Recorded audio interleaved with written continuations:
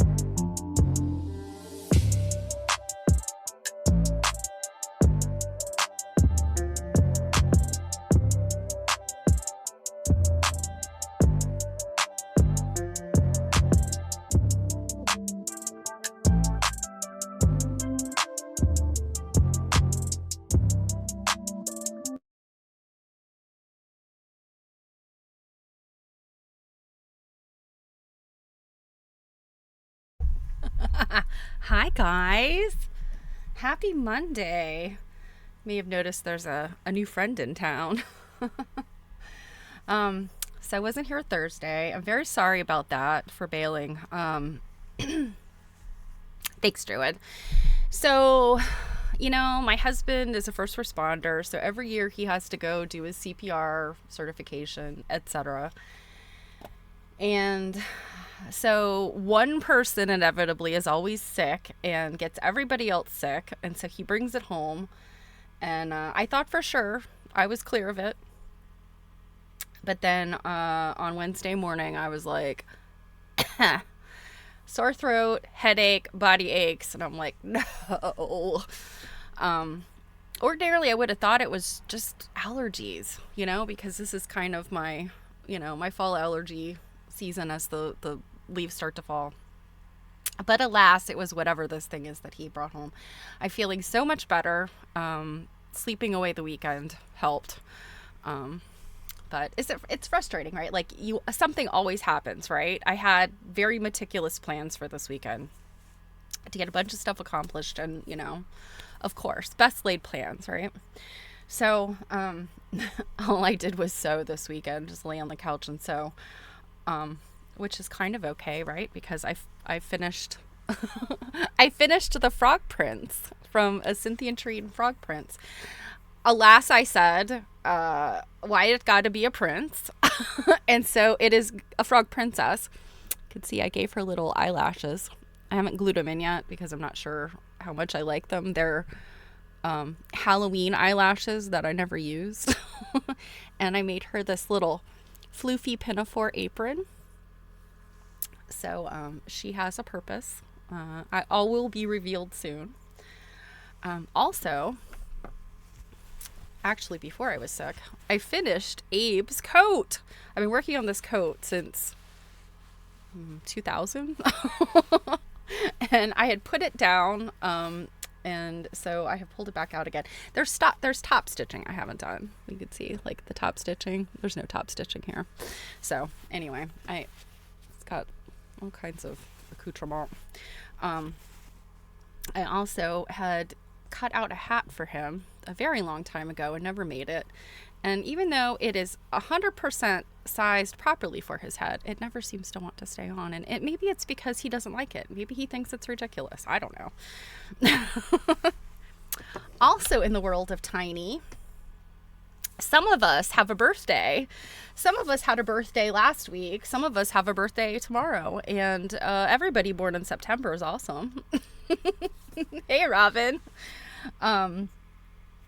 So, yeah, I used to be kind of, I don't know, a little tight-lipped about my birthday. Like, a little humble.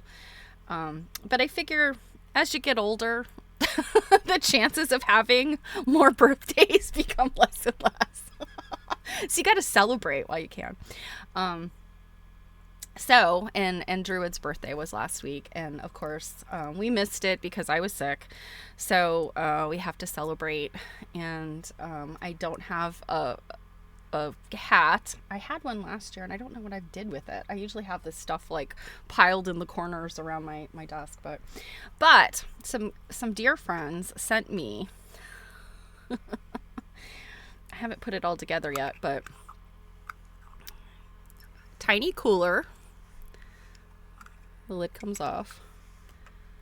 There's tiny ice. And there's tiny beers. Look at this. I think this is a tiny PBR. Oh my gosh. It's so tiny I could barely pick it up. Tiny PBR. I think, let's see, it's a tiny Coors. The champagne of beer, right? I'm not sure what this one is. Heineken, maybe? I don't know. There's the tiny Budweiser. So adorable. And so Druid, if you don't drink beer, I don't know. They also sent me tiny wine. Tiny wine. So, cha-ching. Happy birthday. Tomorrow, I will create a birthday celebration diorama of what I have. So I will dedicate it to Druid so that I don't have to be selfish dedicating it to myself. Anyway, I hope you guys had a wonderful weekend. As you know, my weekend was on the couch, but that's okay. Sometimes, right? Yeah, exactly. Sometimes you just need a little thimble of liquid courage. But yeah, sometimes you just need to spend the weekend on the couch, whether you're sick or not, honestly. But yeah, and I drank a lot of fluids. My mom is always like, flush it out of your system. So yeah, I drank a lot of water and Coke Zero. Okay, so today we are going to look at Quilt Digest, and it will probably be very familiar to some of you. Quilt Digest is something that came out in the 80s.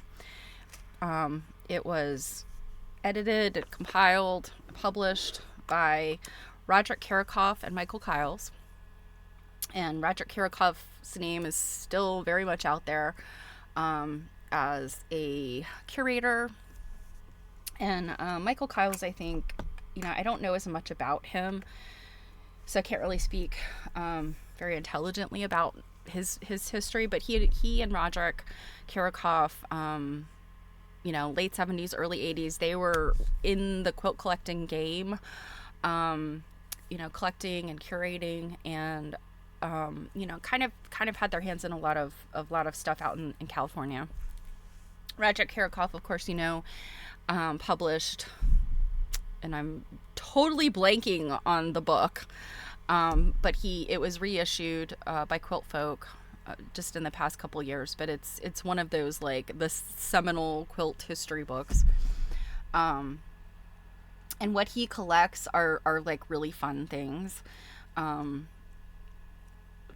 abstract stuff, modern, mid-century kind of interesting things, but they also had when I was in Temecula, not this past year but in 2024, there was this really beautiful, in very good condition, signatures, dates, all kinds of stuff, Baltimore album quilt, which was just stunning. I don't know that I've ever seen one like so just encrusted and beautiful. And it had been purchased at auction by one of the people at Temecula, and she was going to donate it to the IQM.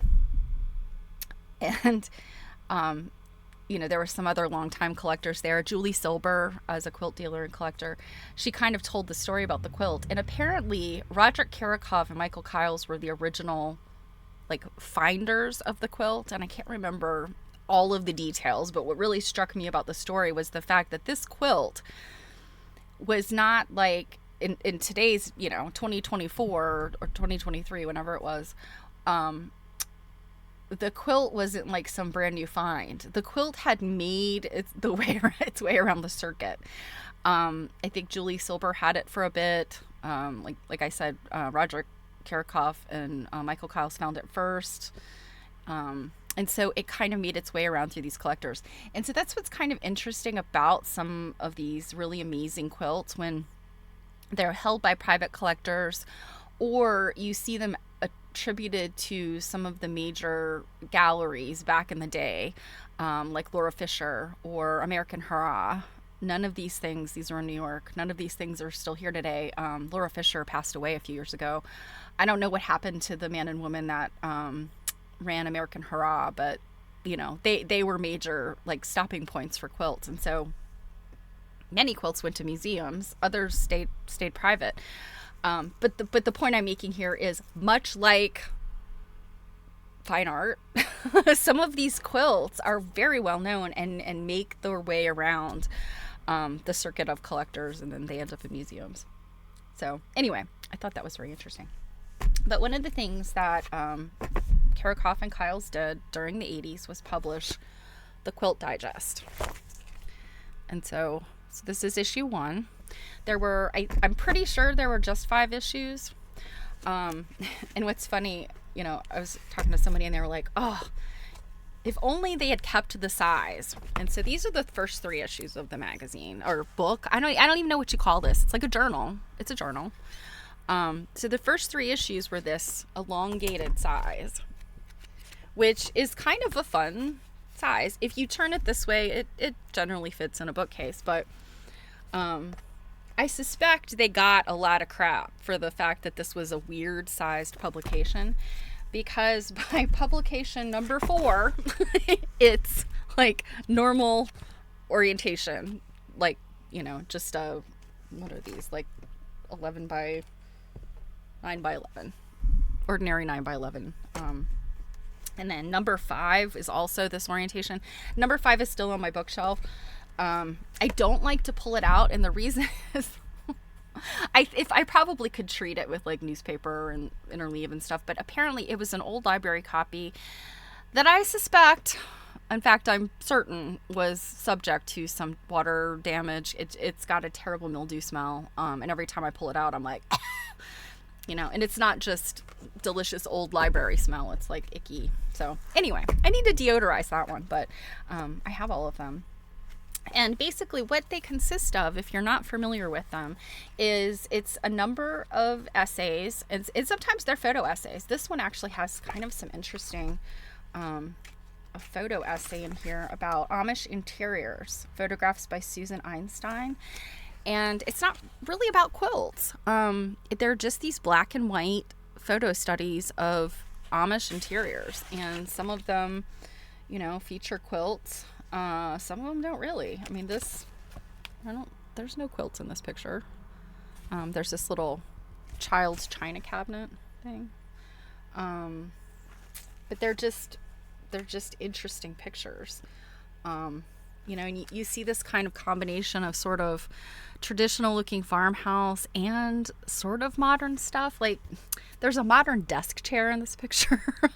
And if you looked at these pictures kind of, out of context, you just think like, oh, these are kind of old-fashioned pictures, but they're 1980s, I guess. That's a cool picture of that quilt on the bed. And then like, here's a water pump in the kitchen. I mean, that definitely looks like something very old. Anyway, so sort of highbrow, but so fascinating. And I almost chose the Michael James piece in this issue to read you, but my voice, I'm worried about my voice being scratchy, so I thought maybe I don't read a whole lot today. But this has got a ton of Michael James Quilts and an essay by him called Surviving Without Selling Out, which I should probably read. But one thing that was very cool in here that I'm pretty sure was always compiled by Roderick is the showcase. And in this case, it's 20 quilts, fairly big, well photographed. And then there's a piece by Jonathan Holstein in here. There's a piece by Julie Silber, a piece by Michael Kyle, and there was a couple in the beginning here. Besides the photo essay, Sandy Fox, I think. Yeah, Sandy Fox was the first one, The Log Cabin. So I thought we'd look at the quilts in here, and then, maybe look at the articles and the other issues another time. But what I was going to say about these is, even if you're familiar with these, they were kind of some of the first books I bought when I embarked on quilt study, historical quilt study. So what I think is kind of fun to do is the books that I looked at early on, and that I've kind of since put away and haven't looked at a whole lot, to go back and look at them again, having gained more knowledge. Some of the pictures of quilts and the information about them, you feel more educated, right? That's what's like, I don't know, that it gives me this sense of satisfaction, because so many things I read and look at, I'm like, oh, that's new information. Like, oh, that's really cool. But then to go back and look at it again, you have more context. So it's kind of, I don't know, I'm a dork, but it's kind of exciting. So without further ado, let's look at these. Other screen. So let me tell you about these quilts. Oops, wrong issue. So this first one, no surprise, was made in 1982. So this is called Hearts by Jacqueline Eichhorn, Centerville, Indiana, completed on February 14th, 1982. It's 42 by 44 inches. And, it's funny when I see quilts that are those kind of dimensions, well, at least 42 inches wide, I think. You made that quilt that size so you didn't have to piece a backing. And I don't say that in a bad way. I say that because that's what I do. If I'm going to make a quilt that is definitely not for a bed, I'll just stop at 42 inches because piecing a backing is irritating. Anyway, so it's 42 by 44, applique cottons. The symbols found on this quilt are highly personal. Jacqueline Eichhorn is an avid quilter, and her cat, Elsa, has the place of honor atop the Eichhorn home collection of the quilt maker. So this is cute. See the cat. So you've got J.E. for Jacqueline Eichhorn. The cat on top of the house. So cute. You've got a gardening implement, baskets, and then I guess a horse, and stars. And then this is a giant heart. So I really like this. It's got that kind of primitive throwback look. This kind of stuff, of course, very popular in the 80s with hearts and primitive looking things. But I think this one's really successful. And it seems like it's got some pretty quilting in it. Here in the corners, it's got these kind of snowflake sort of Lemoyne star kind of stars. This one's a basket, I think. All right. This one's interesting.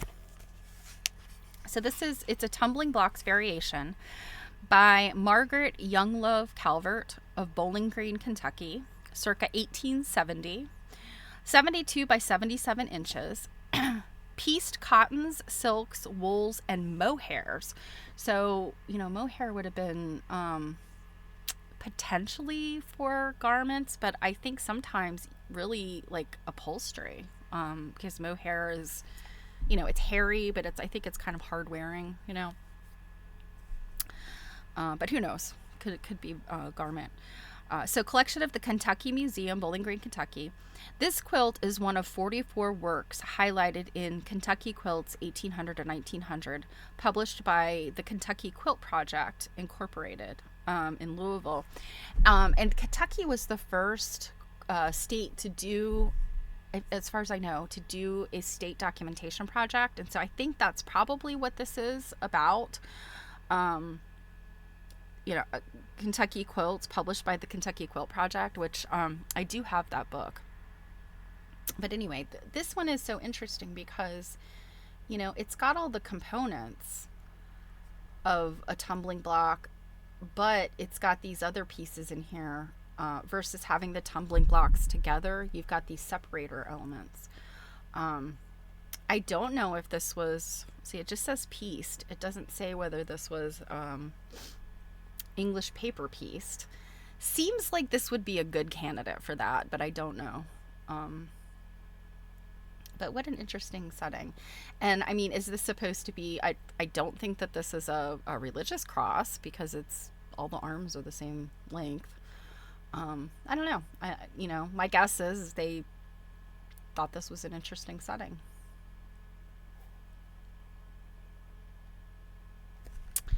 So this one has an eagle. I think it's in my book on eagles. So this is called the President's Quilt, or President's Quilt. 1852, Eastern United States, 76 by 76 inches, pieced and appliqued cottons. Techniques include padding, embroidery, and ink work.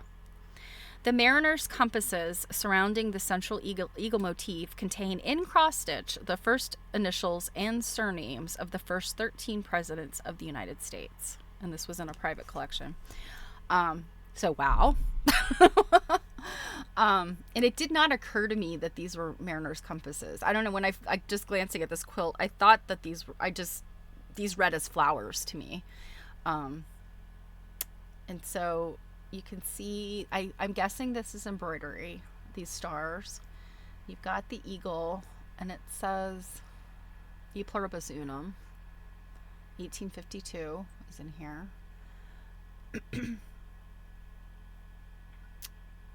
I thought that this was some fading, but I think that's actually a reflection from the book. But it might be. Yeah, I think it's just reflection from the book. It doesn't look faded in my book. But look at that. I realize that the resolution's not great, but... and then I guess all of this would be appliqued, even though they're kind of angular looking. Wow.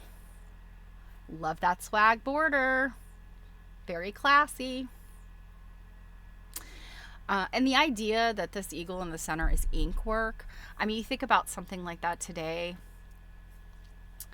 I could think of one really complex ink work that I know, a modern version of something like this that it's a friend actually made it.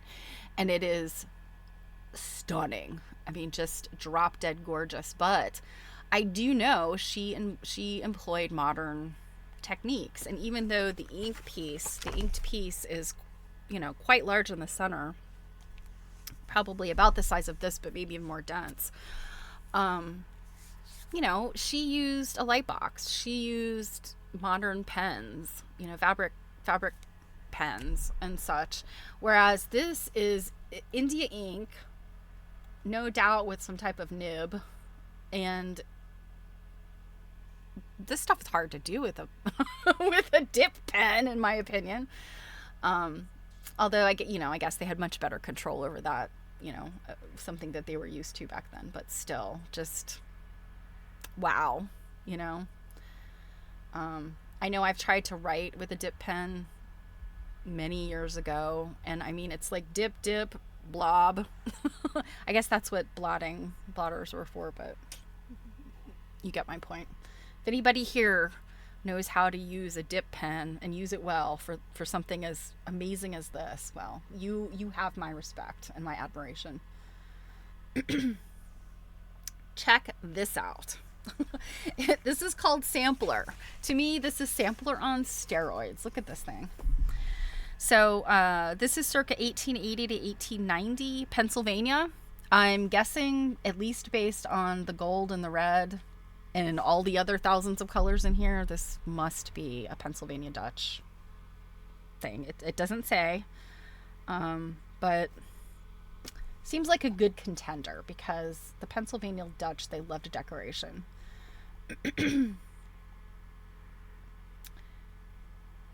So 72 by 78, pieced cotton prints, collection of Great Expectations, Houston. I think Great Expectations was another one of those big, late 20th century galleries. I think I know I've heard of them before. But you got a lot of the standards in here. You got the hearts, you got the baskets, different settings of. Are there other? Yeah, there's courthouse steps and log cabin in light and shadows. Lots and lots and lots of stuff here. And it looks like they could be practice blocks. They could be, the extras that were left over. They could be this kind of stuff. It's almost crazy quiltish. And the crazy quiltish aspect of it for me, it says 1880 to 1890. I think that's obviously the right period for it. I would say 1885 would probably be a great date, because it's got very much a crazy quilt vibe to it, even though it doesn't have the traditional crazy quilt elements, but it's got that vibe, right? So here you have a lovely, lovely Amish quilt. This is probably one that has been seen a lot because it's got some details. So this one is called Bars by Sarah Beeler, Paradise, Pennsylvania, Amish, circa 1925 to 1930, 78 by 78 inches. Pieced wools, made for Rachel Beeler Lance, Sarah's daughter. The baskets quilted in the outer corner, and corner blocks are filled with fruit. Sarah Beeler is signed in script quilting in the outer border. And this was the collection of Mr. and Mrs. Donald M. Herr. Herr, Herr, is a very Pennsylvania name.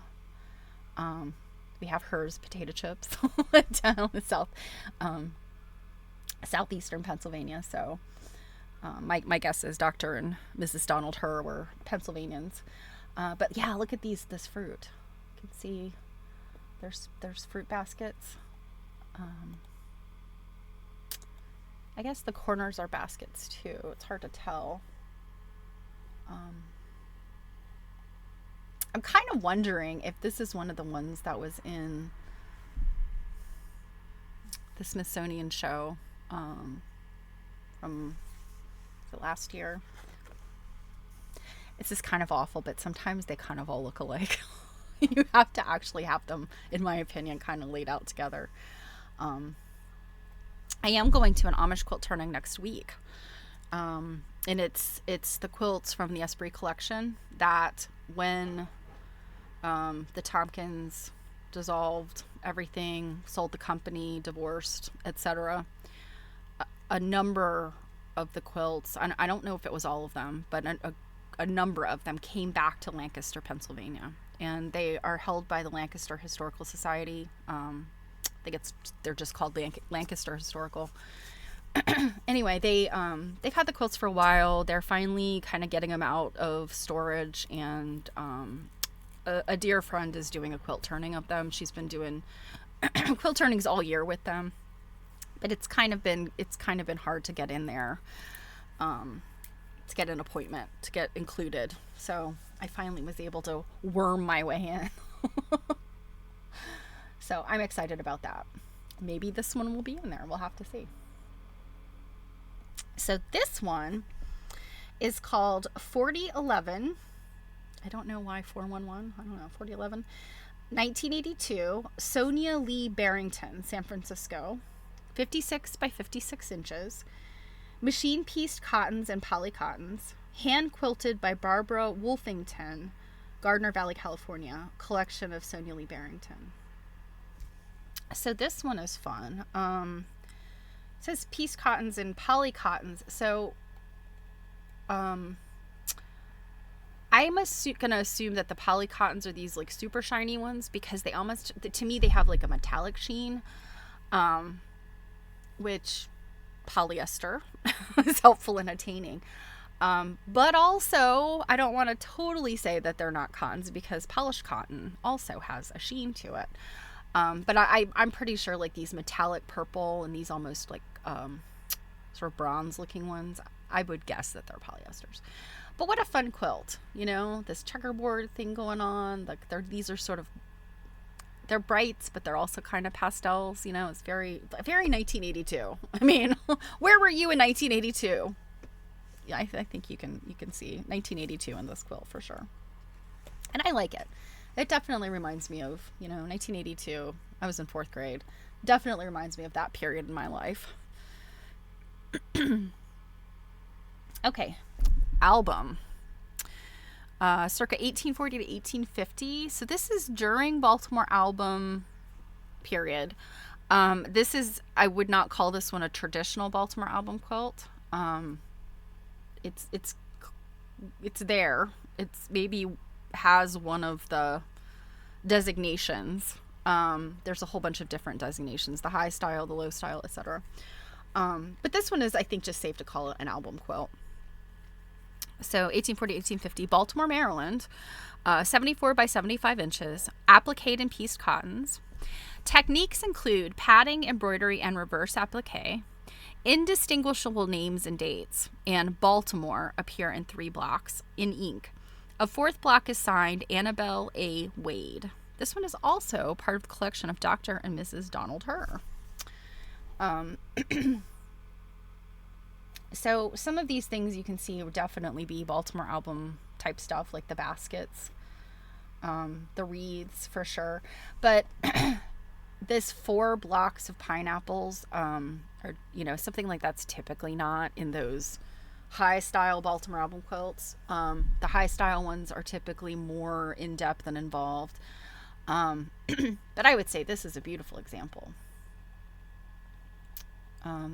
These birds, I don't think they're distal finks, but they kind of have that vibe, and that's a Pennsylvania Dutch thing, the 2 birds facing each other. This bouquet of flowers, I was drawn to it. These, of course, are the pineapples. Oh, you can see the name here, the name inscribed. So it's like it's got the early aspects of Baltimore album quilts. I probably should get more knowledgeable about Baltimore album quilts, considering that I live in Baltimore. And there's been some really great research. Debbie Cooney and Rhonda Allen have done some really, really great stuff. Rhonda McAllen.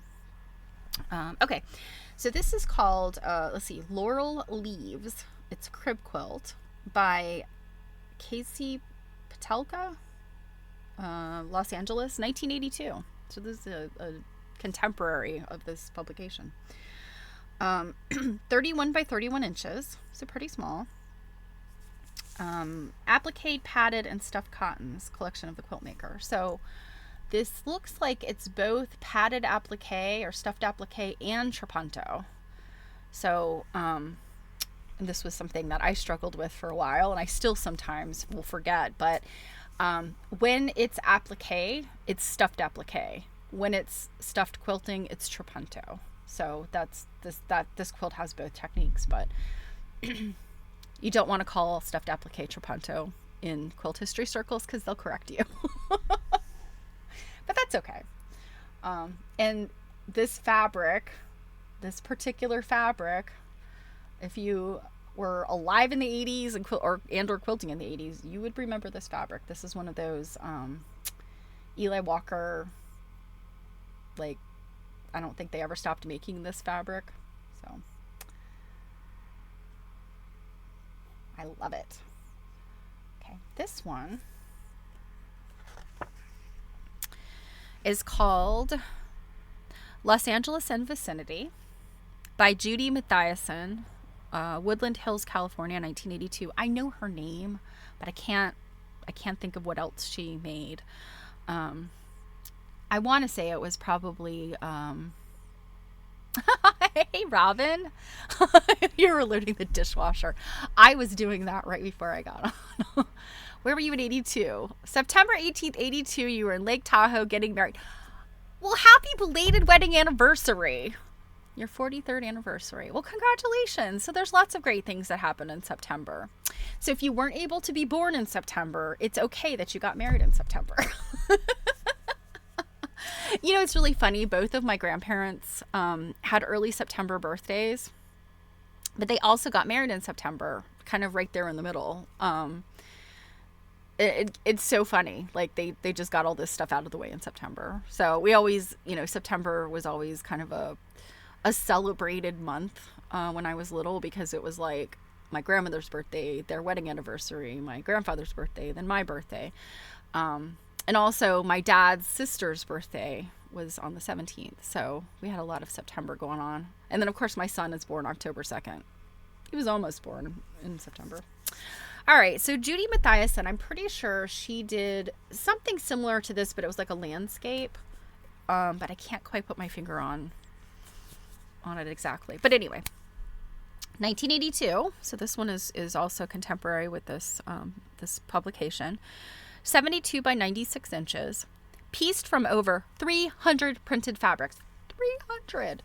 I don't think it's a charm quilt, because it does look like the blues definitely repeat.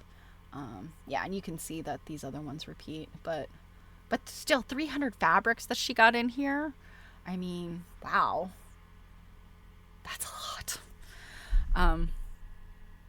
This work is an elaboration of a Southern California AAA map. Did you guys ever travel with a AAA triptych? I did. Anytime my grandparents, and then later on just my grandmother when my grandfather died, anytime they were planning a trip that to a place they'd never gone before, or had maybe not visited a lot, and they had any kind of car, you know, they would order a triptych from AAA, and, you know, it would have the map and the highlighted outline of what they were supposed to drive. And yes, I was gifted a triptych when I drove cross country in 1993. So I had a triptych from Virginia to San Diego. So that's blast from the past, right?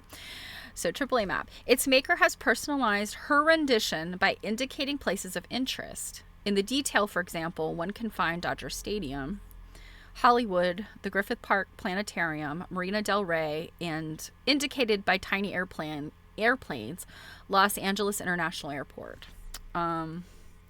So what the detail, and I did not take a picture of the detail, I apologize, but let's see, where is it? It's right here.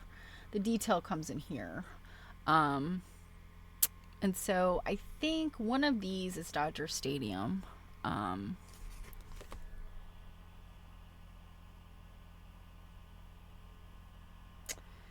Yeah, and there's, I mean, I'll be honest, I don't know. Okay, so this one says Alfa Romeo. So I guess it's the Alfa Romeo thing. This one up here says Bentley. So I'm assuming that this might have been some type of novelty fabric printed with cars. This one is a shirt. And then some of these other ones look like old fabric, like novelty prints from the late 1800s. So I don't know if these were a combination. I mean, 82, I'm trying to think, 82 by then, you know, you had a lot of companies that were doing reproduction fabrics and things, but I don't know. I don't know that they were doing stuff like this. So your in-laws did their own maps using road atlases and folding maps. Your father-in-law would trace the route with a mechanical pencil. Yeah. My dad, I think, well, actually both my parents would have the map books, you know. I think they had the one for Virginia.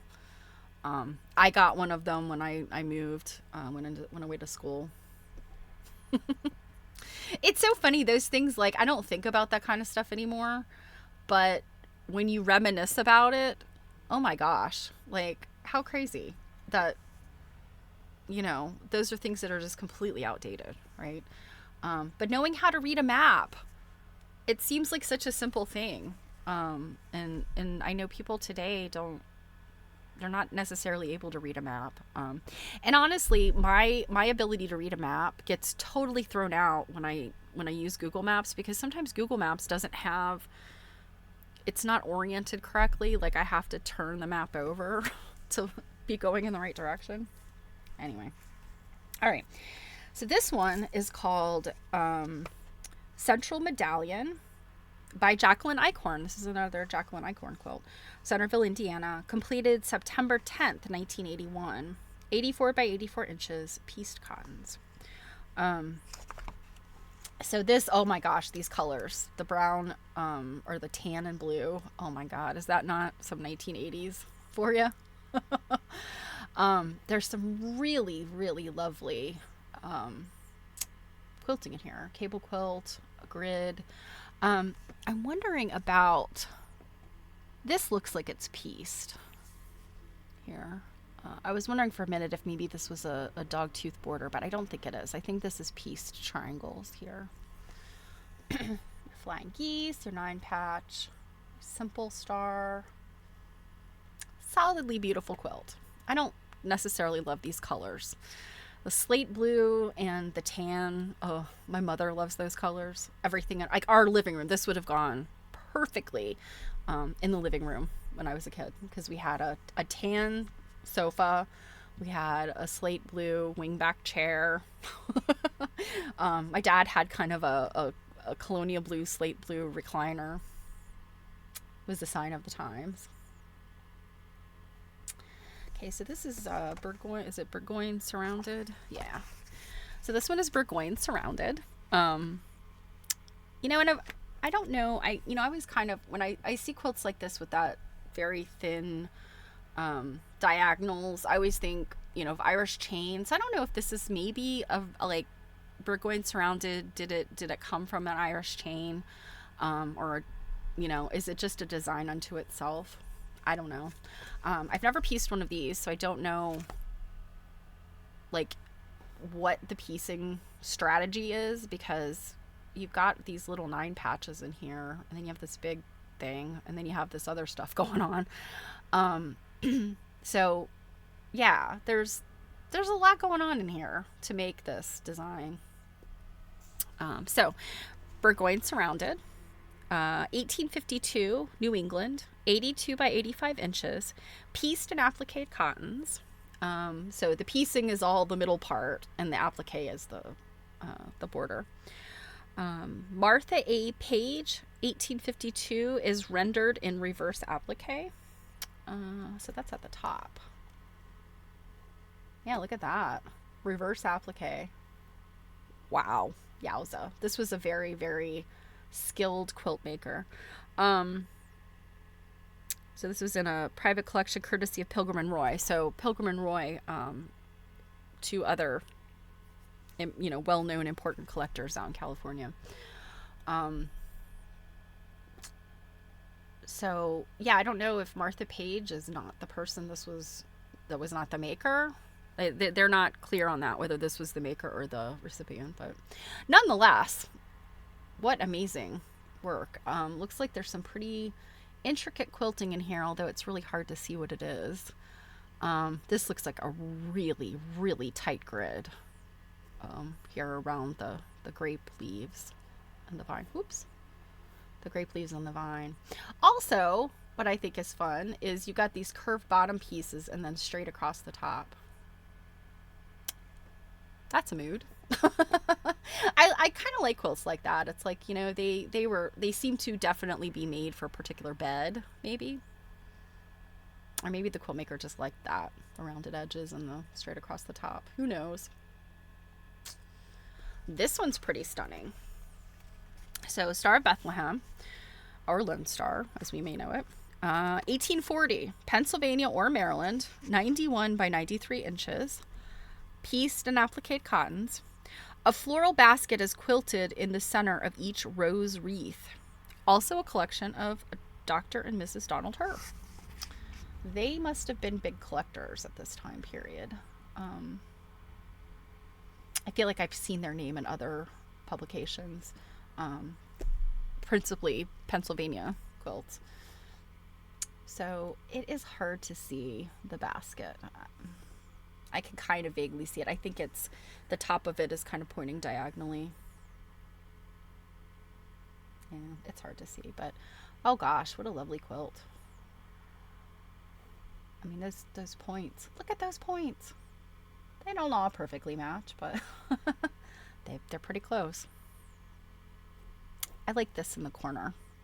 And that's interesting how, because of the angle of the diamonds, how she, angled that off. And then this piece just fits right in there. It's always interesting to me what people decide to do with the open spaces around one of these Star of Bethlehem or Lone Star quilts. There's all kinds of different things you can do, and this is very intricate what this person decided to do. Okay. The next one is a modern one. Sorry for the glare. This has like a really dense, rich black background. So this one's called Night Rainbow 5, The Secondary Bow. 1982 by Chris Wolfe Edmonds. I have heard of her. Lawrence, Kansas. I believe she might be part of that Lawrence, Kansas crew. Barbara Brackman was one of the Lawrence, Kansas Guild people. So there's kind of a bunch of sort of well-known quilters that came out of there. So piece cottons, quilted by hand and machine, collection of the quilt maker. So I would say this kind of stuff was really popular in the 80s and 90s. This stuff dealing with perspective. You saw this kind of stuff, I think, the later 80s, definitely going on kind of in art and design. I could think of Pink Floyd. It kind of gives me Pink Floyd album cover vibes.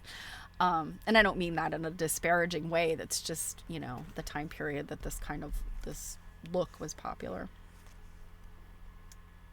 Okay. The next one is Crazy by Emma Bull. And no, this is not my book askew. The quilt is literally shaped this way. It was obviously a wonky quilt, but I think when it was displayed, it was pulled really taut to get the wrinkles out of it so that it could be sort of flattened. Sorry for the glare, but yeah, it's what a crazy looking quilt. It says Utah. There's a B-skep. This is Mason, definitely Mason type imagery, signs and signals of masonry. This looks like probably cigar flannel here. Cigar flannel. The flag maybe. Got your spider web in the corner, an anchor. Let's see, this is 1853 to 1893 temple. I'm not sure what that is. Oh, it's the Mormon temple. So this is Utah. Well, let me read about the quilt. So Crazy by Emma Bull, 1893. So this is a little bit late for a crazy quilt, but they were still going strong in the 1890s. Salt Lake City, 73 by 84 inches, predominantly silk and velvet.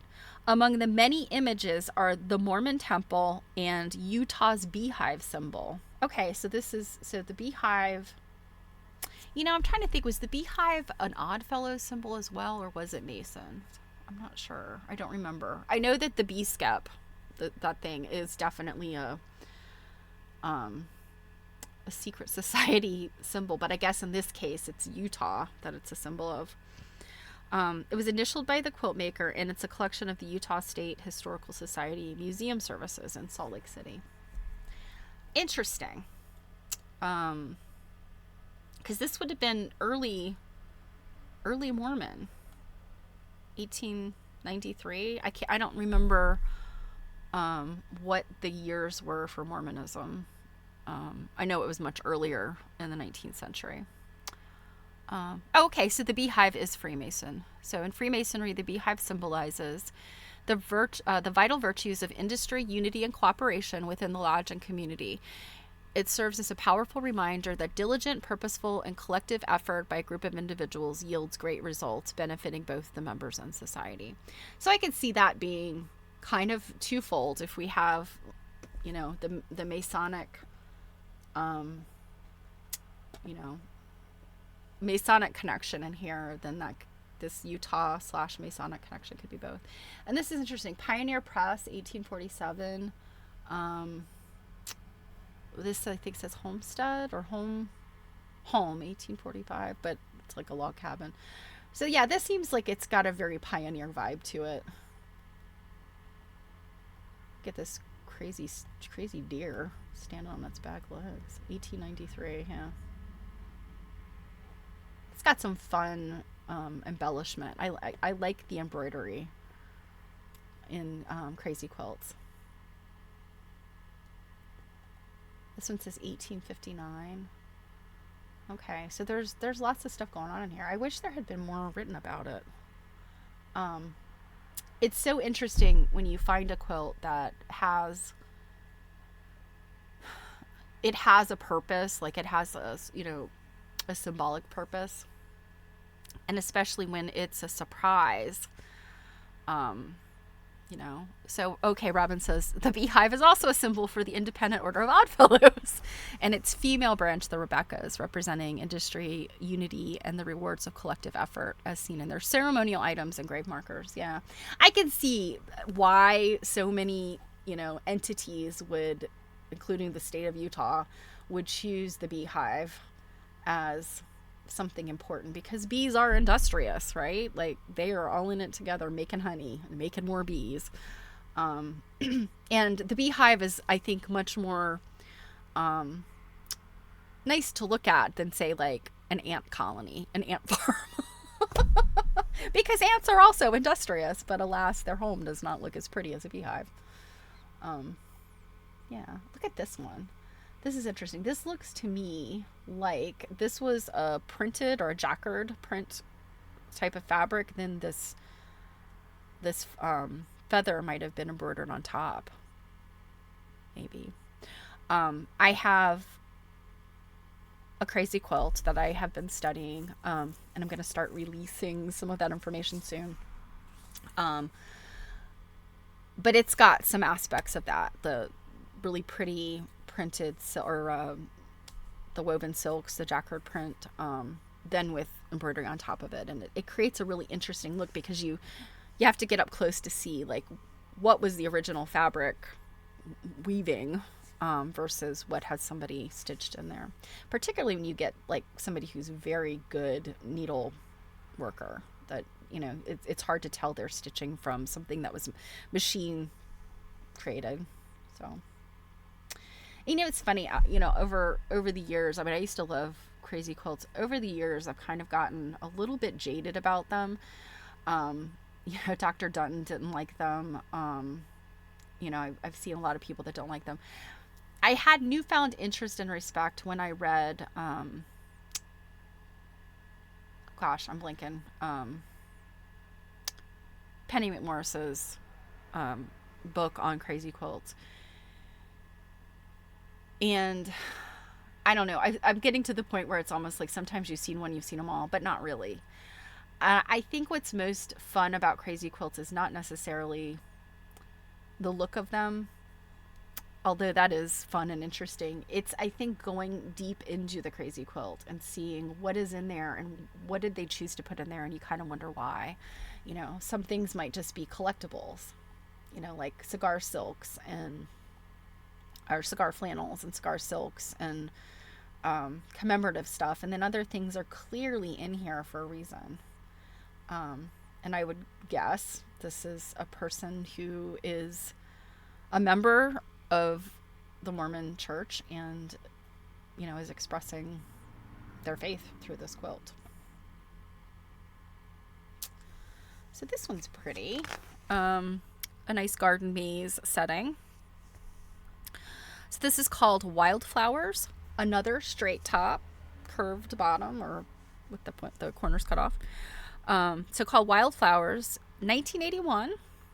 Elizabeth Voris, Rancho Palos Verdes, California, 98 by 98 inches, pieced and appliqué cottons, multi-layered applique technique, signed and dated in the embroidery collection of the quilt maker. So it's just such a really lovely, I mean, look at this quilting. This one, it's nice that you can see the quilting in this one. Garden maze type setting. Yeah, just really pretty stuff. I'm not exactly sure. I guess the piecing would be the sashing. Yeah, the piecing has to be the sashing and the borders, because the bouquet looks all appliqué. I like to look at quilts like these. I don't think I would want to make a quilt like this, because with applique, I love applique, but I hate doing the same thing over and over and over and over again. Which is why, I mean, I've done some sort of in-depth applique projects, but to do something like appliquing grapevines and stuff around a border, to do all those circles over and over and over and over, that kind of stuff makes me crazy. So to have done like this bow 9 times would make me crazy.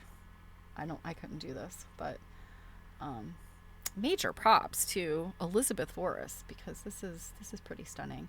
Gosh, look at, she's done these tiny little quilted motifs in here, inside this hexagon type border. That's pretty neat. I don't know that I've seen that. So it's like kind of like an X with a little flower. Very nice. Okay, we just have her in the home stretch here. A Delectable Mountains setting. This is an interesting setting. So this is 1850. The Herr family, but not owned by the Herrs. Berks County, Pennsylvania, 87 by 91 inches, pieced cottons. This was the Bank America Art Collection, San Francisco, courtesy of Kirikov and Kyle. So this is kind of a sort of a different Delectable Mountains.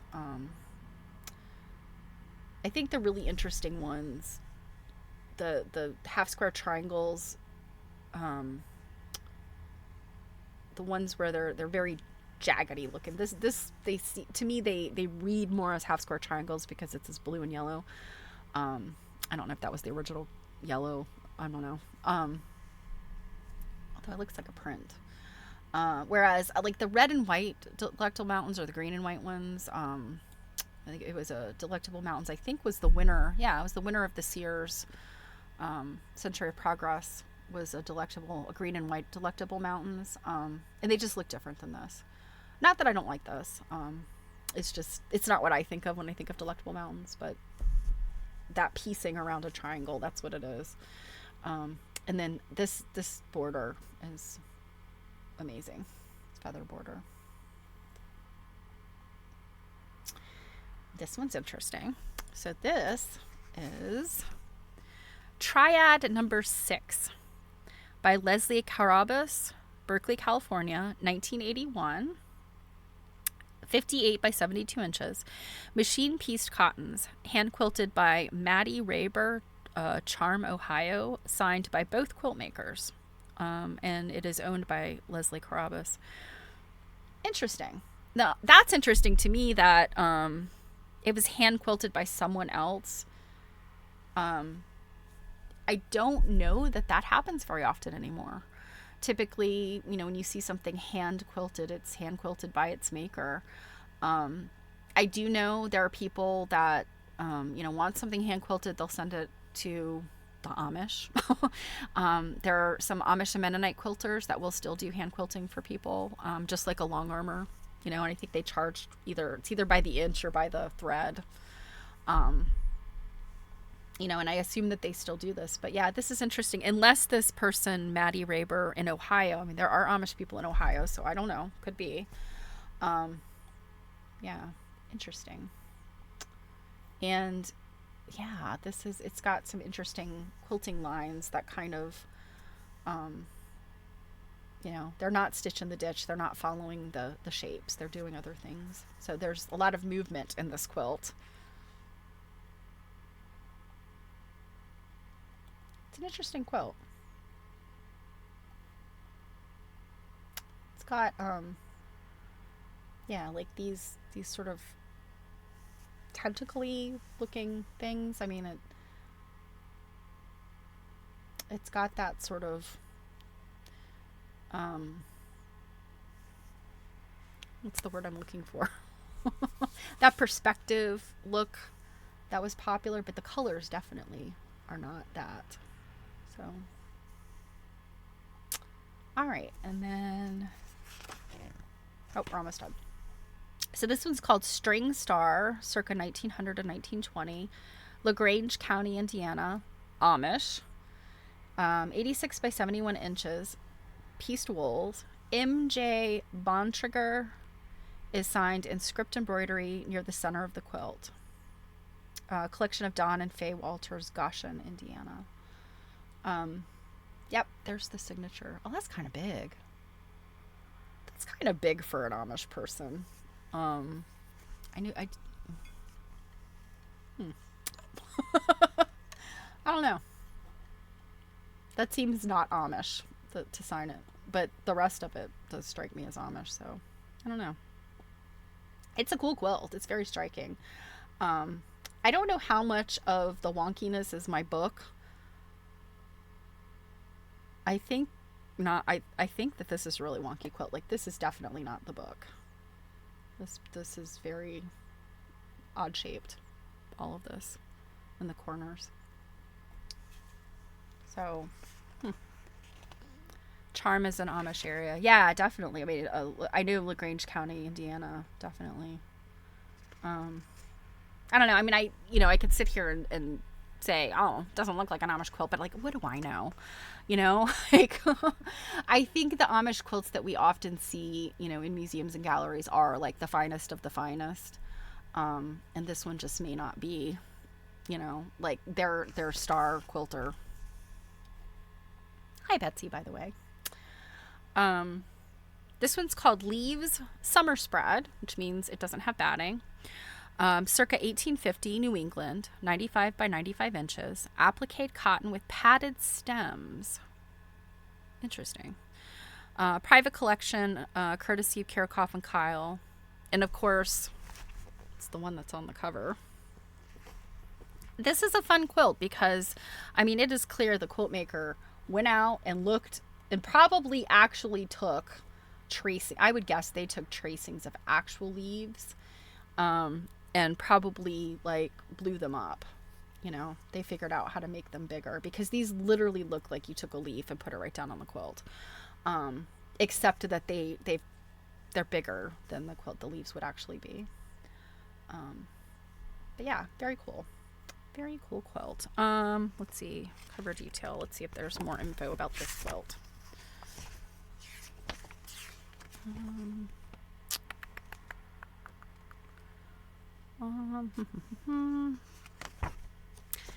Well, see cover for a detail of this. Okay, I guess it's just that they mean the picture. There's not actually more info about it. Okay, and last but not least, we have this quilt. Dawn by Jan Myers, Minneapolis, 1981, 39 by 42 inches. 42 inches. You don't have to piece the back. Pieced and quilted by machine in cotton muslins, hand dyed with Procyon dyes. Procyon was such a big deal back then. So like 10 years later, by the time I'm going into college, they're still a big deal. But throughout the 80s, Procyon dye. My mom did a tiny bit of dyeing in some small Amish reproduction quilts she was making, kind of to get the gradient of color she wanted. But this was a big deal. And I mean, tons of classes taught in how to get an ombre effect or how to get these color grades by I guess you'd start off with your darkest, and then I guess you water down the dye. I can't remember.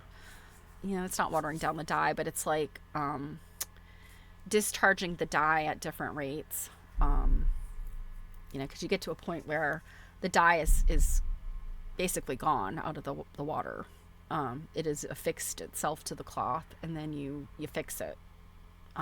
In any event, Prussian dyes were a game changer for quilters and textile artists. You could get whatever color you wanted. You didn't have to worry about, shopping the fabric manufacturers. You could just get white muslin and do whatever you wanted with it. So this is an example of that. So did I finish reading about those? Yeah, Prussian dyes. Collection of Margaret and Ray Davis, Atlanta, Georgia. Courtesy of Image South Gallery.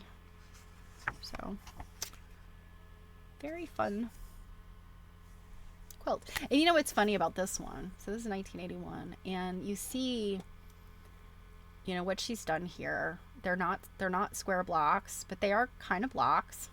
She does them in pieces, and then she makes a row. This kind of stuff, sort of this slashing and the wonky shapes.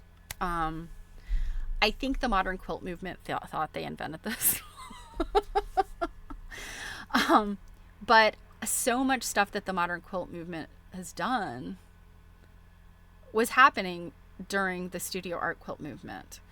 Not to say that the modern, today's modern quilt movement hasn't been innovative, because it has. And we're kind of in a long term, like the Modern Quilt Guild was founded in 2009, and we're in 2025. So, the modern quilt movement has got a solid chunk of time in and of itself. But it is kind of fun to me when, young quilters that are coming up through modern quilting, and they'll take classes from teachers that are like, oh, the slash and spread, making quilts, and this wonkiness, and this lack of oh god, what's the word I'm looking for? Why my brain leaves me on Mondays. But the idea of things not being equal. And they did not invent this. They were definitely doing this in the 70s and 80s. Yeah. So, alrighty. So I hope you enjoyed that jaunt through the Quilt Digest, and mad props to Kirikoff and Kyle. I think these were fantastic. I wish that they still printed something like this, because the articles are shorter and less academic than other types of publications. There's lots of great textile publications out there. There's AQSG, of course, the Textile Society. There's a whole bunch of British Quilt Study Group. Everybody publishes journals. They're great, and they're great to read. But I also think sometimes the shorter, a little bit more digestible kind of stuff is good. So anyway, it would be kind of fun if somebody, I would say Quilt Folk might be the closest. But they're really focusing on makers and localities more than they are on a particular quilt or quilting style. So anyway. Alrighty. Ready to read some Mavis. Mavis Fitz-Randolph. Moving my screen all around. Oh, I don't want this there. Bear with me, guys. So we are closing in on, where did my mouse go? On chapter 3. We're starting. And this is going to talk about, now I can't remember what it's called, the rural something or another, rural industries. Let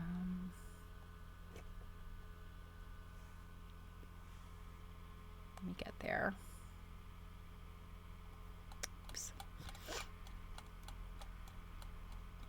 So yeah, this is the Rural Industries Bureau. So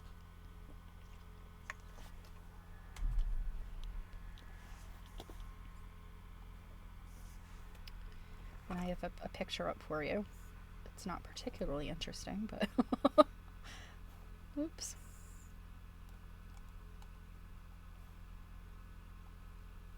Okay, so we are reading Traditional Quilting by Mavis Fitz Randolph, 1954.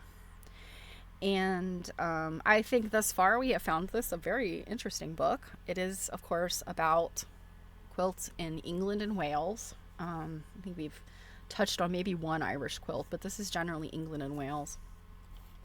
And we are on chapter 3. So, Traditional Quilting, Mavis Fitz Randolph, 1954. Chapter 3, The Work of the Rural Industries Bureau in Reviving and Developing the Quilting Industry. So,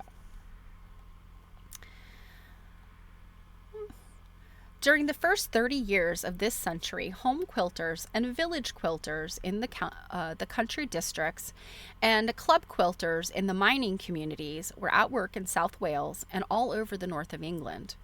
By about 1930, the itinerant quilter seldom came trudging with her frame up the rough roads to the Welsh farms, but the farmer could buy quilts in the local shops, for which many village quilters worked. It is impossible to guess the number of these workers, but they could certainly have been counted in hundreds, for at the end of 1929, the Rural Industries Bureau had a register of about 170 quilters in County Durham and South Wales, chiefly the mining valleys of Glamorgan, who wanted orders for work. Interesting. That's a lot of people, you know?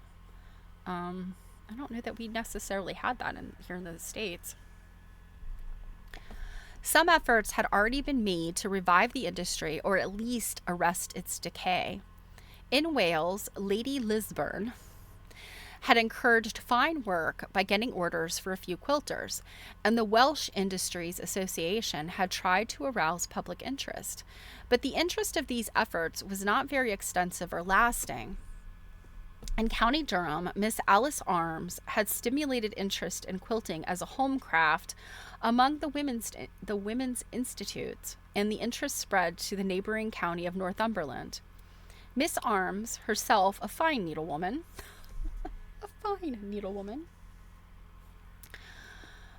did good service to the craft of quilting by demanding a high standard of technique and design. Yes, bear with me, guys.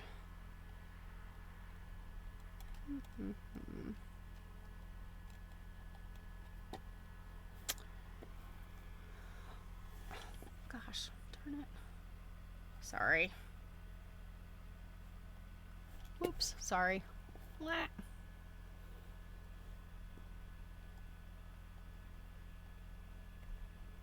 All right, there we go. Sorry about that. Okay. Traditional quilting was included in the schedules for Women's Institute handcraft exhibitions, both in these counties and in the National Federation, for which Miss Arms was handicrafts organizer. Durham quilting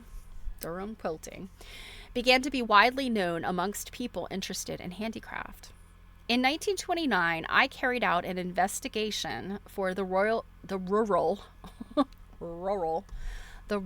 Industries Bureau with the object of discovering some home industry among the women of the stricken mining communities which could be developed for a market beyond those areas. The traditional quilting was the obvious answer to this problem in County Durham. It was known that a few quilters still worked in South Wales, but we did not know if any could be found in the mining valleys. Various persons in Monmouthshire and Glamorgan concerned with social, educational, or municipal work, when interviewed, declared that quilting was a dead or dying industry in Wales, that no work of any value would be found, and that if it were, no one beyond the principality would want to buy it. A quilt hung out to dry on a clothesline in a backyard was my first discovery, which led me by persistent inquiry to some dozen quilters. The work they were doing, chiefly for local customers in quilt clubs, was rough, on harsh colored satines and gaudy prints. The designs were very simple, but they were different in style from the Durham patterns and showed possibilities of development. Moreover, the quilters declared earnestly that if they had better materials and a rate of payment which would enable them to spend more time on a quilt, they could produce something very much better. In fact, these craftswomen who had fallen on evil days had done good work in their time and knew that they could do it again. Their confidence was so impressive that they were given the chance they asked for. The Bureau was persuaded to risk, somewhat reluctantly, the sum of £30 on materials and wages, and others were sent to the most promising Welsh quilters. And orders were sent to the most promising Welsh quilters.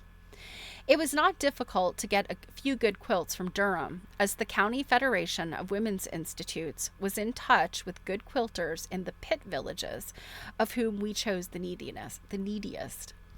The first exhibition on commercial lines of Welsh and Durham quilting, held in London at the Little Gallery by Miss Muriel Rose in the autumn of 1928, was a great success and brought in orders to keep the few quilters busy for months. The work shown was crude by present-day standards and had many technical faults, but the Welsh quilters had justified our confidence and sent quilts far better than the club work I had seen in Wales, with more elaborately developed designs of considerable variety.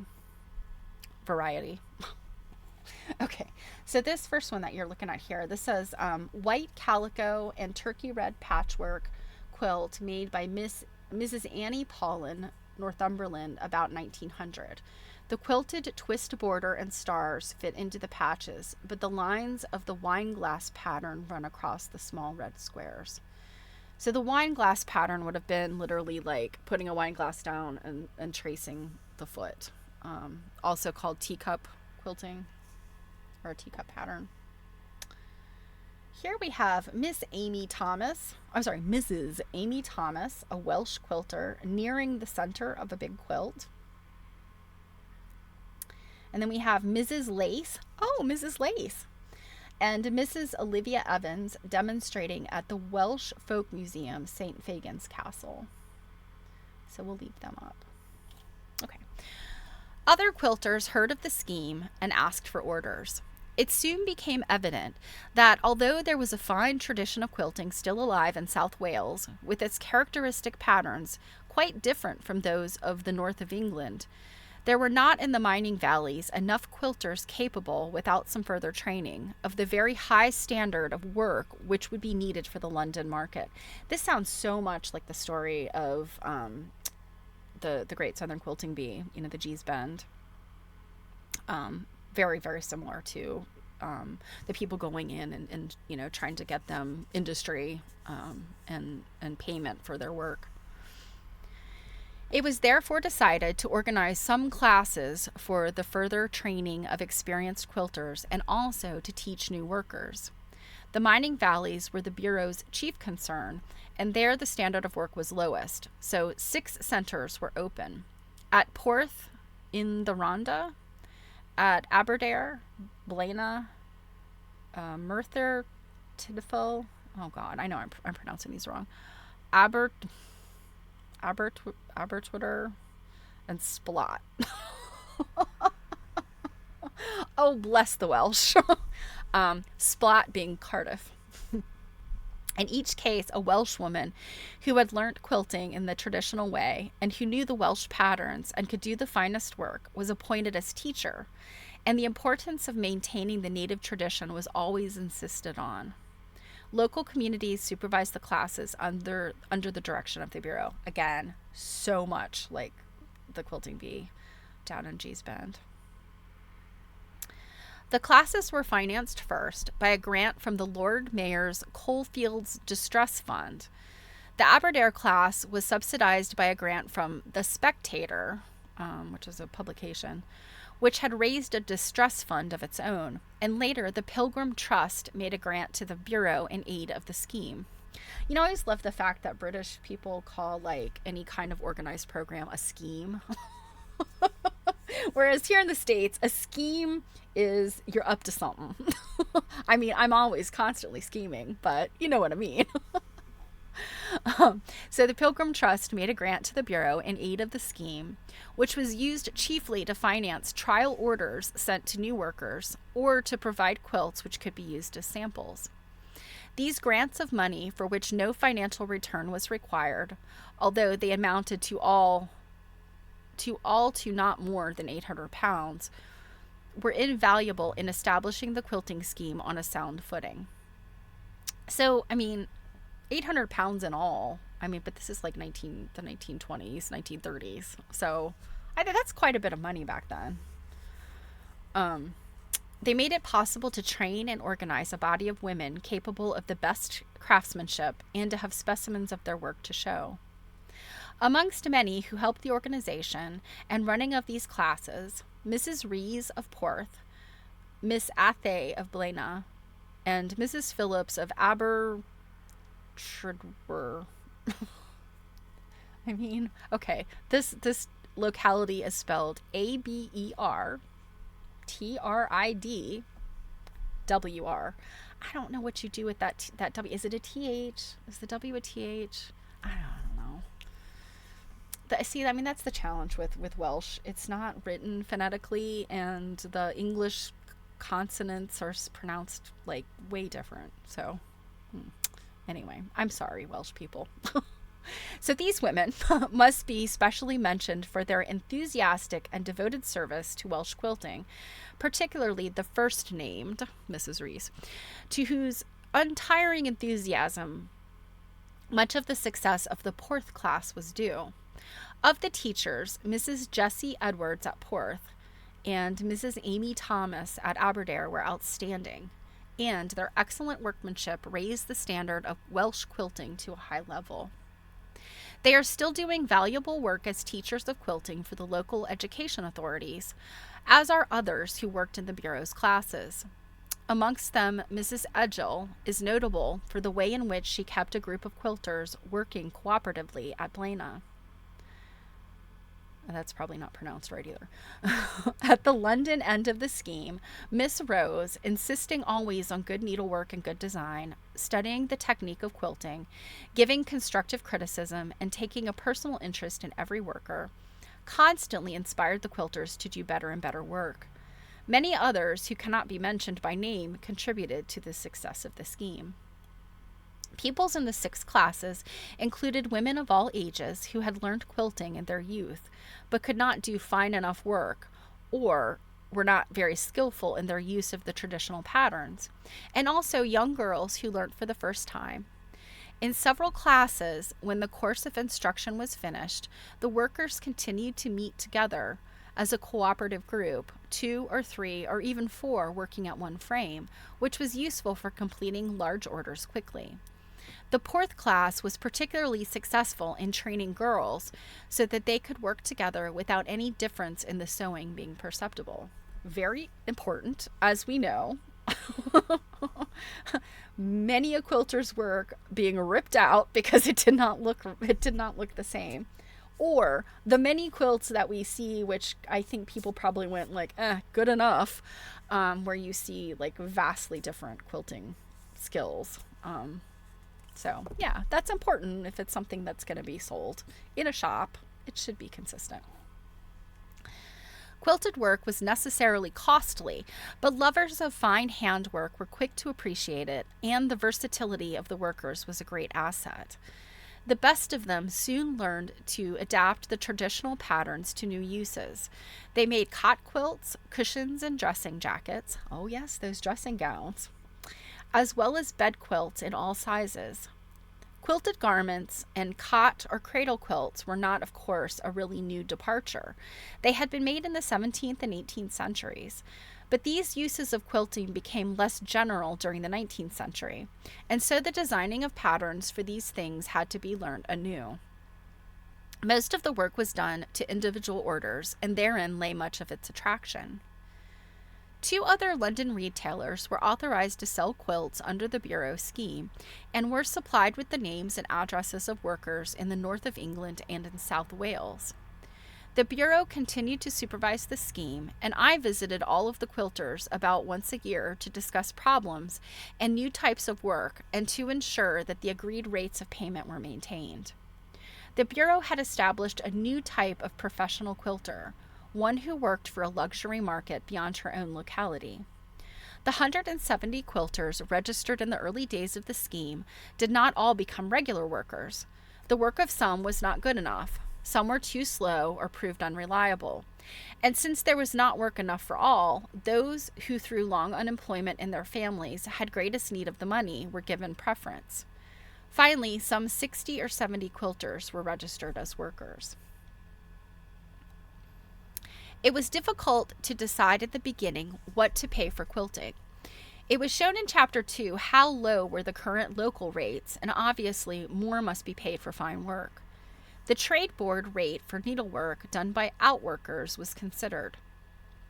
Quilters were consulted, and several of them were asked to time themselves accurately on quilts of various sizes. Working on all this data, a minimum rate of 1 and 6 pence per square foot was agreed upon. That is to say, for the work on a quilt of the standard size in South Wales, 2.5 by 2.25 yards, the quilter now received about £3.16, whereas she had usually been paid by local customers something less than £1. So that's a big jump, right? It still seems like not very much money, even back in the back in the day, but nonetheless.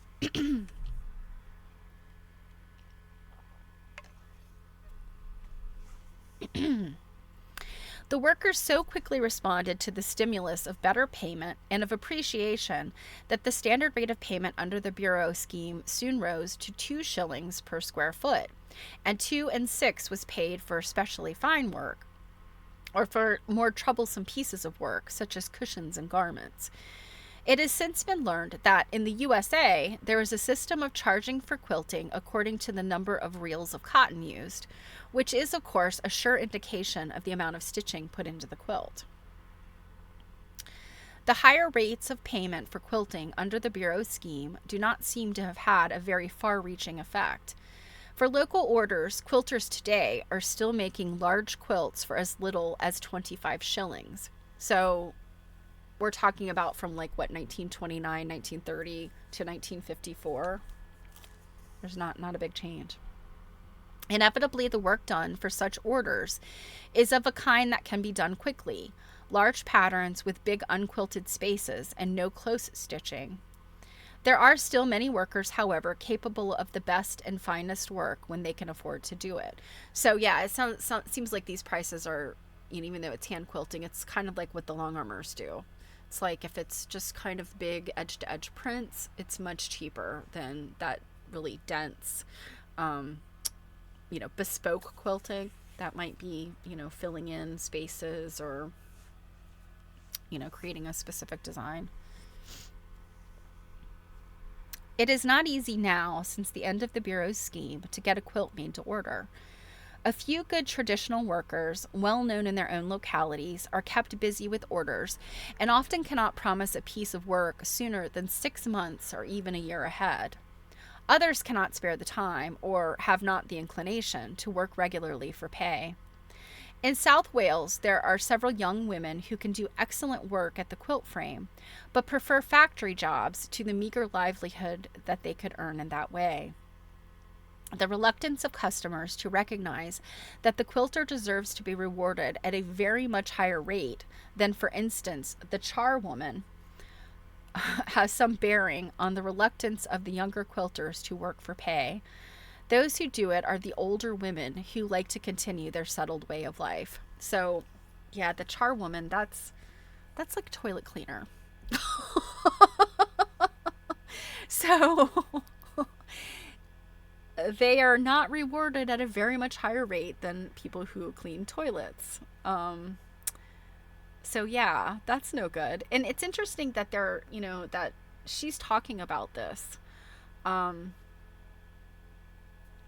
trying to think, did Ruth Finley Ruth Finley might have talked about this, but I really feel like Ruth Finley, Marie Webster, like all those people, and certainly Florence Pito, I mean, they're really talking about the craft more than the job. I don't know that any of them really touched on professional quilters that much. Do you guys remember anything? Yeah, I'm not, nothing's standing out to me about this conversation. So it's interesting to me that Mavis Fitz Randolph is talking about this at a time, 50 years before we're, still talking about this. I mean, I think of, this idea of the value of handmade and, Sam Hunter. She's a modern contemporary quilt designer who has talked about this a lot. In fact, I think she has a website specific, and I feel like I've talked about it before. So anyway, it's just interesting that this is, 1928, 1929 that she's talking about, but also 1954 that she's talking about. The quilters are just not making the pay. It's always been this way.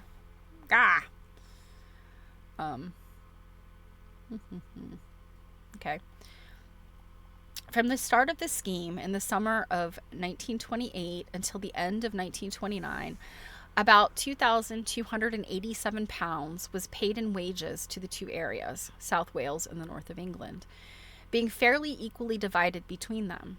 By the end of 3 years, a total of £10,000 had been paid to the quilters, and thereafter, until the outbreak of war in 1939, about £1,750 was paid on an average each year.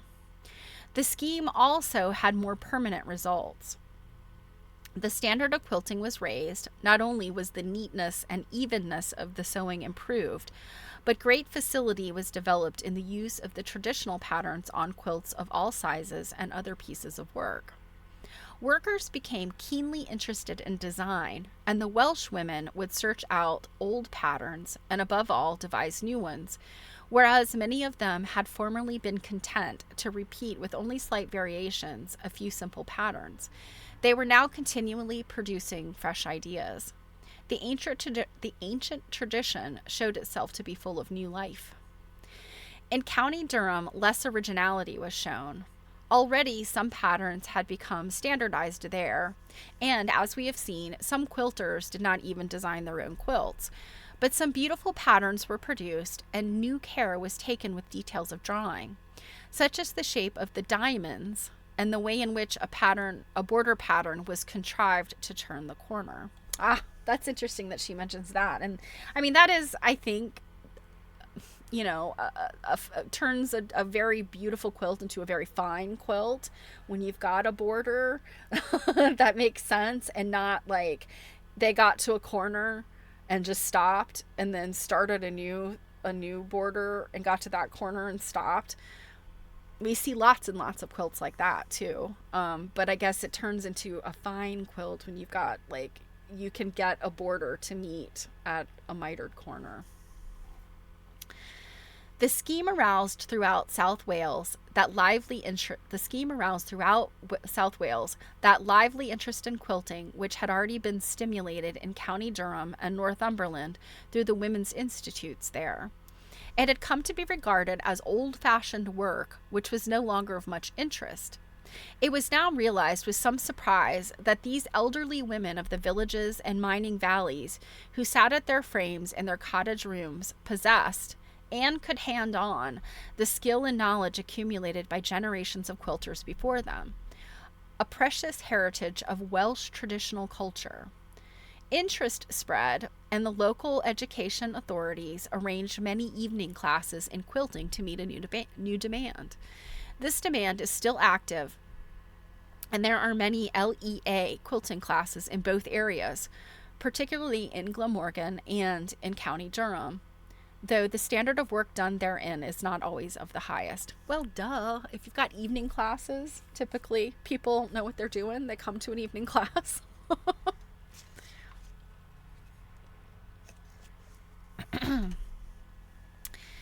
With the outbreak of the war, the Bureau's scheme came to an end. The demand for luxury goods ceased, and soon the rationing of textiles raised a new difficulty. Moreover, there was other work, and plenty of it, to be done in pit villages and mining valleys, and no longer the same desperate need for the earnings which the quilt frame might bring. So, that is the end of that chapter. Now, let's see. I think we can get into the beginning of the next chapter. This is about how things are done. So this will be interesting to read. So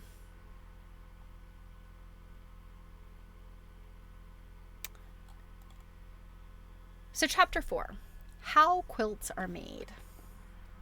And it first talks about setting up.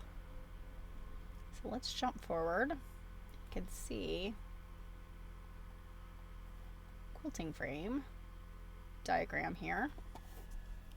Okay, so chapter 4, how quilts are made. Setting up. The quilting frames used in South Wales and in the north of England.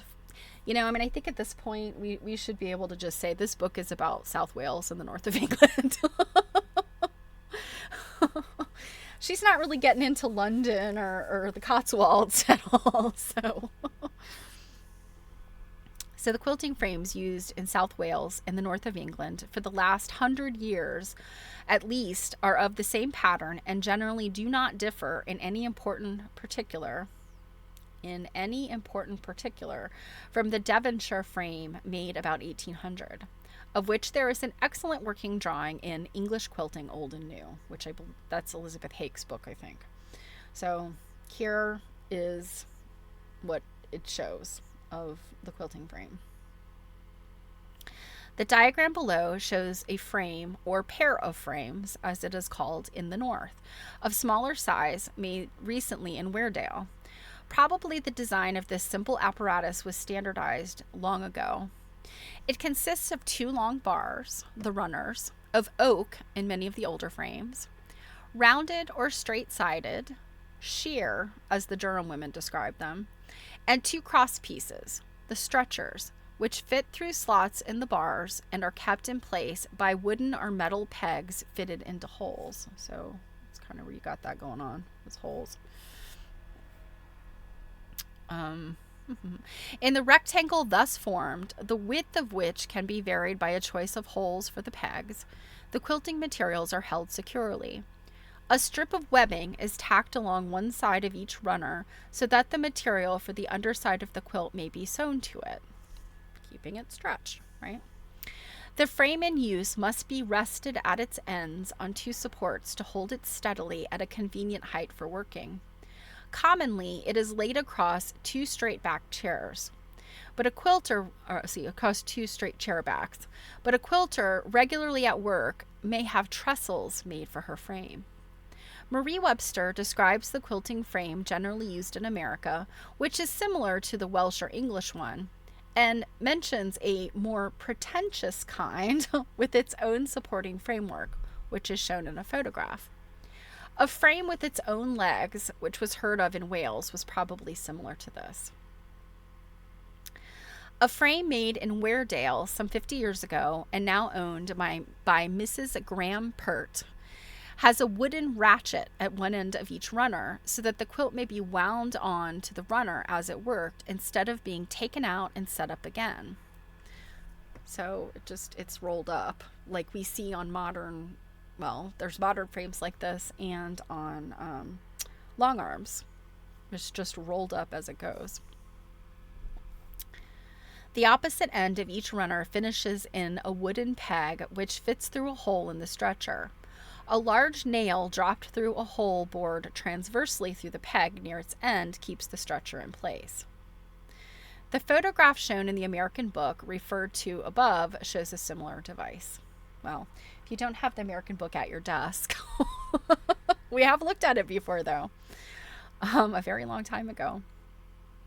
Another Weardale quilter had an old frame in which the runners could be moved along the stretchers and fixed by a screw instead of the usual hole and peg arrangement. Both the ratchets and the screw seem to be useful devices, and it is surprising that they are not more often found. They did become more often found when quilting was revived in the 70s. In America, it seems customary to hold the stretchers and runners together at the corners by means of screw clamps, according to Ruth Finley and Florence Pito. So she's talking about like the C clamps that have the screw that goes up. According to Ruth Finley and Florence Pito, the former also mentions that every household had a set of at least 4 quilting chairs with straight backs. 4 quilting chairs, okay. The method of setting up a quilt in the frame is shown in a series of pictures of a Weardale quilter at work.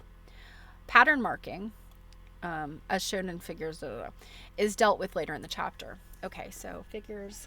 All right, what figure is this? There is no figure name. Okay, so let's run forward here. Okay. Yeah, so this is what she's talking about.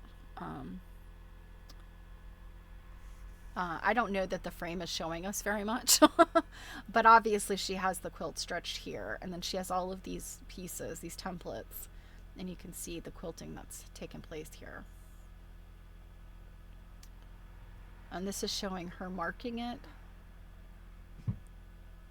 She needle marks the outline. I guess we'll get to hear more details about that. A penny to mark the middle of a feather pattern. Now that's interesting.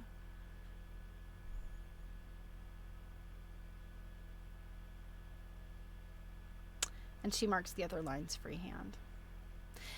That's interesting how she's doing that. Guess we'll have to look at that in more detail later when she talks about that. Oops, sorry. So we'll stick on this picture now. Okay. Each side of the material for the underside, the bottom cover or backing of the quilt, is sewn to the webbing on a runner. The stuff, meaning the batting or wadding, is then wound round one runner until only a convenient width for working, about 18 inches or 2 feet, is left exposed. The stretchers are put through the runners and the pegs put in so as to give the correct tension. The material must not be stretched taut, but fixed so as to give a certain amount of play and make it easy to sew with a running stitch through 3 thicknesses. Some writers recommend a round embroidery frame for small pieces of work, but since such a frame is designed to hold the material taut, it is difficult to adjust it for quilting. Well, honestly, my experience with embroidery frames is that you end up with some play in there, so yeah. It is generally considered best to set up the whole length of a quilt in the frame and roll up some of the width so that the work is starting along one side. As it proceeds, the stretchers are from time to time taken out, the quilted part is rolled around a runner, and a fresh piece exposed. In the picture of Mrs. Amy Thomas at work, which we saw a little bit earlier, the first side of the large quilt has been completed and rolled, and she is reaching the center. If the quilt were set up widthways in the frame and work started across one end, the seams, generally 2, make ridges and thus tend to pull. Ah, I see. Yeah, so you want that seam stretched, because otherwise when you're quilting this way, you get that hump in the middle.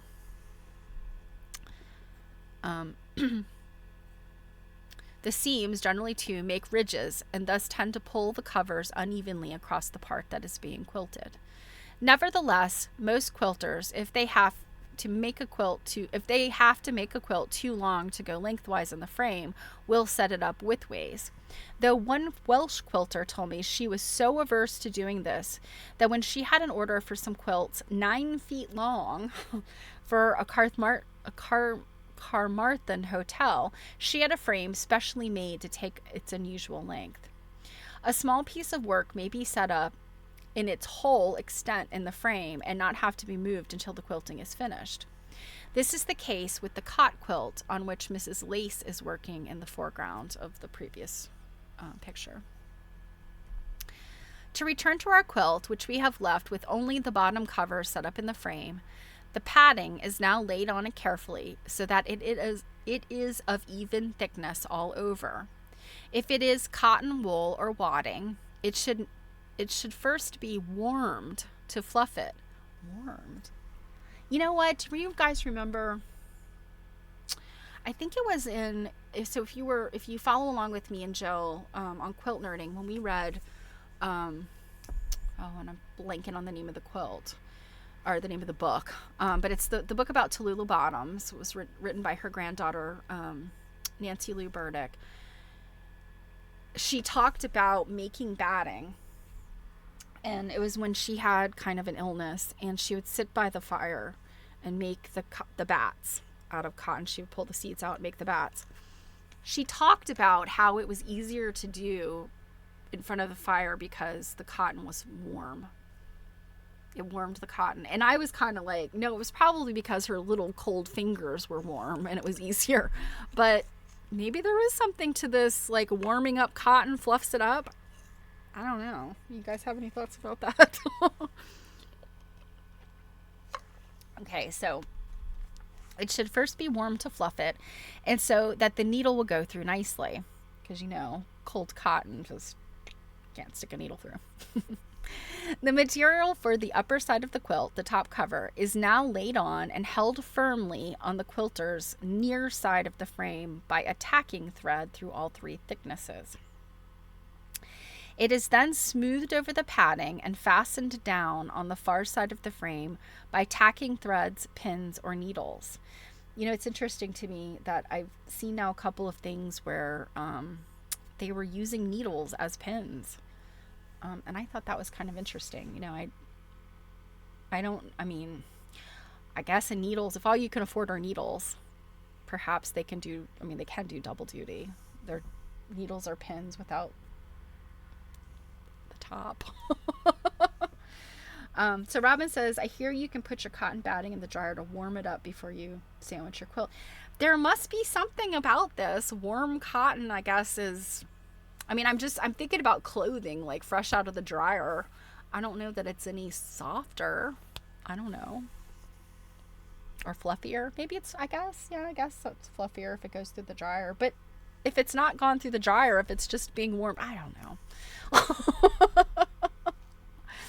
Okay. I see what okay. So fasten down on the far side of the frame by tacking threads, pins, or needles. These last are preferred by some quilters to pins, which would make bigger holes in the material. Okay. So if you got pins, and I guess at this time there may not have been quilting pins, they were just pins. Nowadays we have quilting pins that are very fine, or silk pins, whatever. So, okay, pins can make bigger holes. The spare width may be loosely rolled and pinned up to keep it off the floor. The work is thus held in place between the runners. To hold it in the other direction between the stretchers, a length of tape is pinned, or preferably needled, to all three layers at each end and passed around the stretcher at 3-inch intervals. The work is now ready for sewing. The pattern may have been marked before the work was set up, or may be done at this stage. The methods of marking are described below. Okay, so the next chapter is sewing, and that is going to be a pretty long chapter, so I am going to wait on that. But I see some quotes. I see one that's really funny. So, a North Country woman. There is a housefly in here. I've not been able to get rid of it. So I see a North Country woman, when asked if she was herself a quilter, said no. She had tried it, but I can get the needle down, but I cannot get it back up. Sorry, people of the British Isles.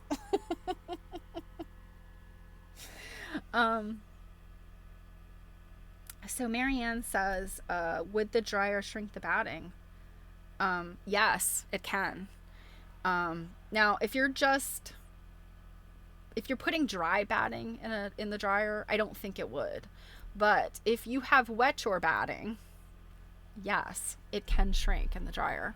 And in fact, I do know at one point, I would assume probably in the 70s, you know, the big revival, I do know that they sometimes recommended putting to like dampen your batting and put it in the dryer to shrink it beforehand.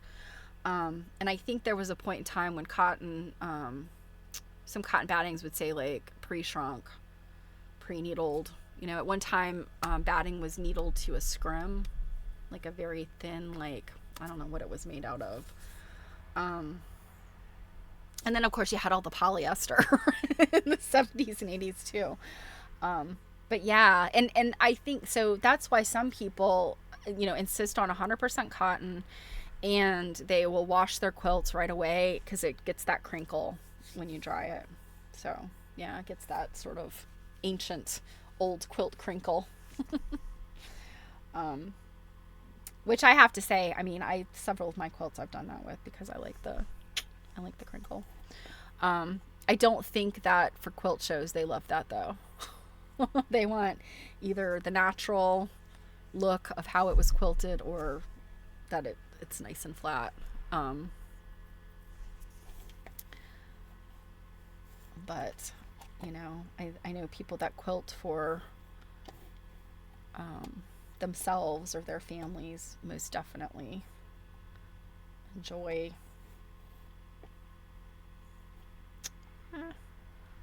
Sorry, I can't chew gum and talk at the same time.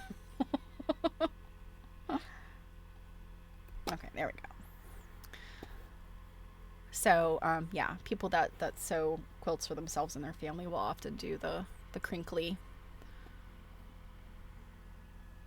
So yeah, so all right, so everybody, if you're making a quilt anytime soon, you got to try warming the batting up and tell me. Does the warm batting, does it help? Does it make a difference? Does it make it easier to quilt through?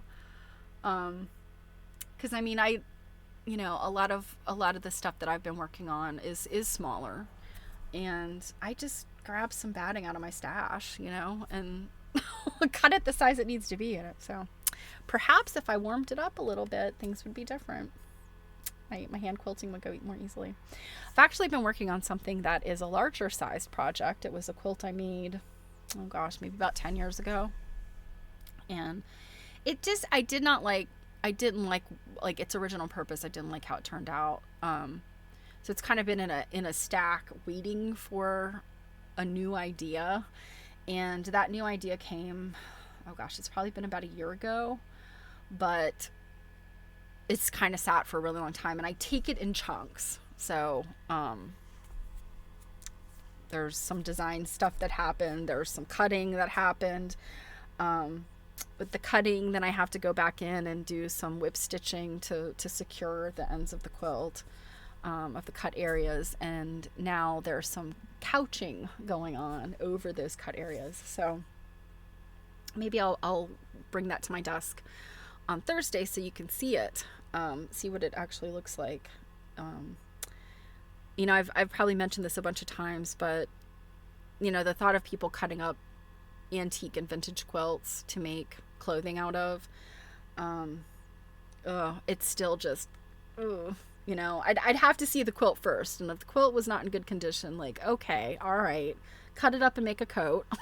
But you know, when there's possibly, you know, something worth studying or a design that is just splendid, I just, the ick of somebody cutting up an old quilt. But cutting up my own quilts, yeah, I don't have an issue with that. I've never had an issue with it. I rarely ever feel that precious about my quilts, particularly because I hand quilt a lot.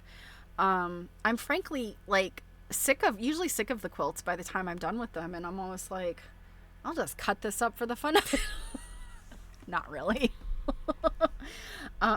Actually, every quilt I've ever cut up and reworked into something has been a machine quilted. I have never cut up one of my hand quilted quilts. So, but nonetheless, I'm usually so tired of them, even machine quilting, that Yeah, I don't have any preciousness about them. Now there's a couple that have, you know, sentimental, like a, you know, because of the fabric I made them out of, that I would absolutely never consider cutting them up. Unless it was just to improve them in some way, which I at this point can't think of anything that would improve them. But, you know, in my eyes, I'm not saying that they're something that's so fantastic that they just, oh, the eyes of, you know, eyes of the beholder. I would not cut them up. So, but anyway, I suspect most people putting effort into a quilt would not be interested in cutting it up themselves. So. Well, I'm gonna say adios, you guys.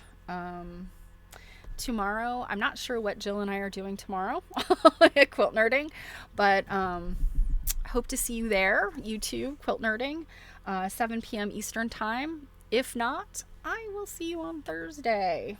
And who knows what we'll be doing, but we will be back into chapter 4. We'll find out about sewing. So have a wonderful week, you guys. I look forward to seeing you. Hope you're doing fun things this week. Kids are back at school, right? Get some things done. So take care, you guys. I'm so glad to be back. I'm glad I'm well. I'm glad my illness wasn't very long. So, and happy birthday to Druid, and happy anniversary to Robin. Yay! Bye, guys.